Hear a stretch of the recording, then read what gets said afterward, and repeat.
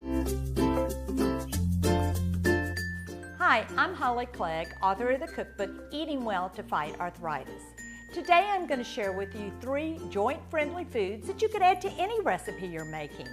In fact, I usually have these foods in my house, and I bet you do too. They're so simple to add to whatever you're preparing. They're going to add flavor, nutrition, and they're good for your joints. Let's start with spinach. Spinach is a green leafy vegetable, and it's packed with vitamin A, C, and K. Popeye said spinach made you strong, but we know it's good for your joints.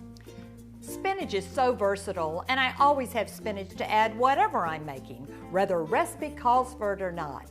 You could toss spinach with mixed greens, and I like to use the baby spinach because it's a little more tender.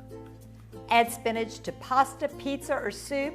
The list is endless. In fact, my chicken red pepper and spinach pizza is so good, it's on the cover of my arthritis cookbook. Number 2, peppers.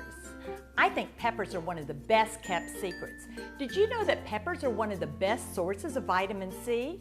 They're good for your immune system, and they're packed full of those anti-inflammatory antioxidants. Just a half a cup of red bell pepper gives you a full day supply of vitamin C. I add peppers just like I do spinach to whatever I'm making. I also cut them in squares and use them as a chip for my favorite dip. For my last joint-friendly food, I had to go with my favorite fruit, blueberries. Blueberries have been touted as a superfood, and they are. Blueberries top the chart in antioxidants, protecting the body from inflammation. Add blueberries to whatever you're baking, from desserts to muffins. Who doesn't like a blueberry muffin, especially with my easy, healthy blueberry muffin recipe? Sprinkle blueberries on yogurt for a healthy and delicious snack. Blueberries are just so versatile. Don't forget about adding them to your favorite smoothie. See how easy it is to add these joint-friendly foods to whatever you're cooking? Get creative in the kitchen with these foods.